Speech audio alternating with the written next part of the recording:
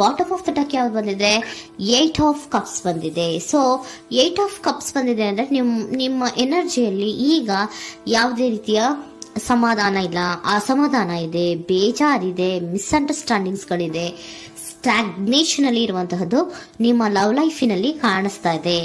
ಏನು ಬೇಡಪ್ಪ ಅನ್ನುವಂತಹದ್ದು ಮುಂದೆ ಹೋಗ್ತಾ ಇರುವಂತಹದ್ದು ಕಾರ್ಡಿನಲ್ಲಿ ರೆಪ್ರೆಸೆಂಟ್ ಆಗ್ತದೆ. ನೋಡಿ, ಬೇಡ ಅನ್ನುವಂತಹ ಆಲೋಚನೆಯನ್ನು ಮಾಡಿ ನಿಮ್ಮ ಲವ್ ಲೈಫಿನ ವಿಚಾರದಿಂದ ಮುಂದೆ ಹೋಗ್ತಾ ಇರುವಂತಹದ್ದು ರೆಪ್ರೆಸೆಂಟ್ ಆಗ್ತಾ ಇದೆ. ಸೊ ಕೆಲವೊಬ್ಬರಿಗೆ ಈಗ ಆಲ್ರೆಡಿ ಕೆಲವೊಬ್ಬರಿಗೆ ಲವ್ ಲೈಫಿನ ವಿಚಾರದಲ್ಲಿ ಎಂಡಿಂಗ್ ಅನ್ನ ರೆಪ್ರೆಸೆಂಟ್ ಮಾಡಿದೆ. ಅಂದ್ರೆ ಲವ್ ಬ್ರೇಕಪ್ ಆಗಿರುವಂತಹದ್ದು ರೆಪ್ರೆಸೆಂಟ್ ಆಗ್ತಾ ಇದೆ.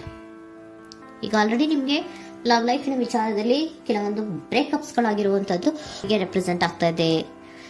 ಮೇ ಬಿ ನೀವಿಬ್ರು ಮಾತಾಡ್ತಾ ಇಲ್ಲ ಇರಬಹುದು, ನಿಮ್ಮ ಪರ್ಸನ್ನಿನ ಜೊತೆಯಲ್ಲಿ ನೀವಿಬ್ರು ಕೂಡ ಮಾತಾಡ್ತಾ ಇಲ್ಲ, ಅಸಮಾಧಾನದಿಂದ ನಿಮ್ಮ ಲವ್ ಲೈಫಿನ ವಿಚಾರದಲ್ಲಿ ರೆಪ್ರೆಸೆಂಟ್ ಆಗ್ತಾ ಇರೋದು. ಸೊ ಕಾರ್ಡ್ಗಳನ್ನ ನೋಡೋಣ.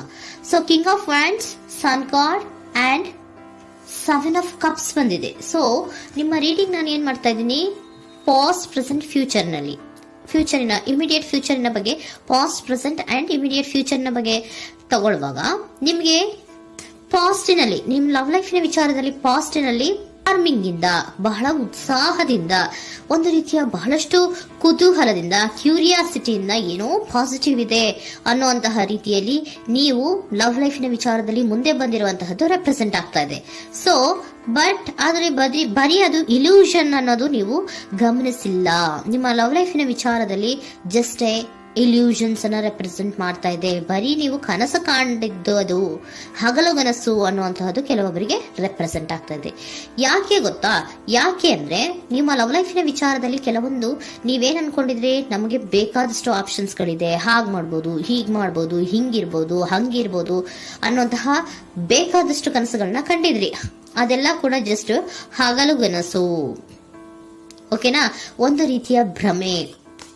ಬಹಳಷ್ಟು ಧೈರ್ಯದಿಂದ ನೀವು ಪಾಸಿಟಿವ್ ಚೇಂಜಸ್ ಗಳಿದೆ ಅನ್ನುವಂತಹ ಆಲೋಚನೆಯನ್ನ ಮಾಡಿ ನೀವು ಫಿನಲ್ಲಿ ಮುಂದೆ ಹೋಗಿರುವಂತಹದ್ದು ರೆಪ್ರೆಸೆಂಟ್ ಆಗ್ತಾ ಇದೆ.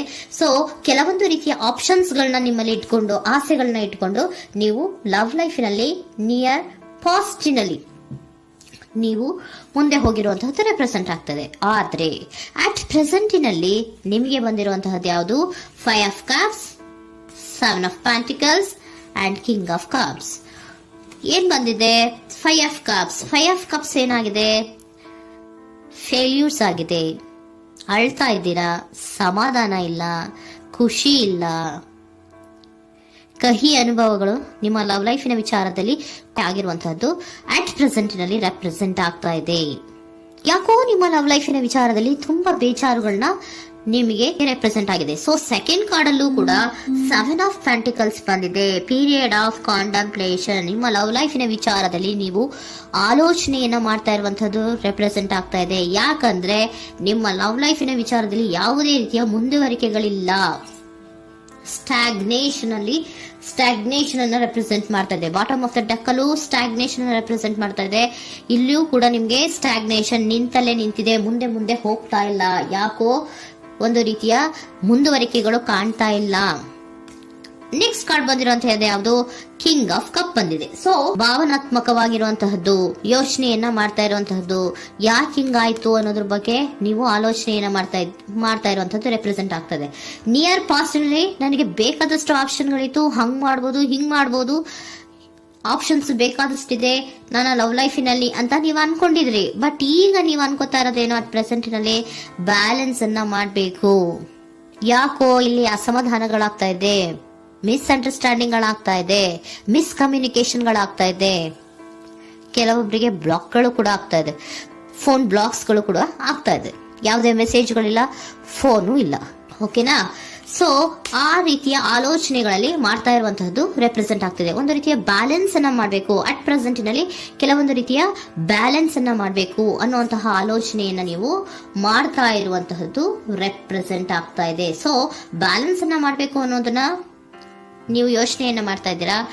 ಆದ್ರೆ ನಿಮಗೆ ಯಾಕೋ ಲವ್ ಲೈಫಿನಲ್ಲಿ ಕೆಲವೊಂದು ಕಹಿ ಅನುಭವಗಳಾಗಿರುವಂತಹದ್ದು ರೆಪ್ರೆಸೆಂಟ್ ಆಗ್ತಾ ಇದೆ. ಸೊ ಇಮಿಡಿಯೇಟ್ ಫ್ಯೂಚರಿನ ಬಗ್ಗೆ ನೋಡೋದಾದ್ರೆ ಹೀಲಿಂಗ್ ಅಂಡ್ ರಿನಿವಲಿಂಗ್, ಕೆಲವೊಂದು ರೀತಿಯ ಚೇಂಜಸ್ ಗಳನ್ನ ಮಾಡ್ತಾ ಇರುವಂತದ್ದು, ಪಾಸಿಟಿವ್ ಚೇಂಜ್ ಆಗಿ ನೀವು ಬದಲಾವಣೆಗಳನ್ನ ಮಾಡ್ಕೋತಾ ಇರುವಂತದ್ದು, ನಿಮ್ಮಲ್ಲಿ ನೀವು ಕೆಲವೊಂದು ರೀತಿಯ ಬದಲಾವಣೆಗಳನ್ನ ಮಾಡ್ಕೋತಾ ಇರುವಂತದ್ದು ರೆಪ್ರೆಸೆಂಟ್ ಆಗ್ತಾ ಇದೆ. ಓಕೆನಾ?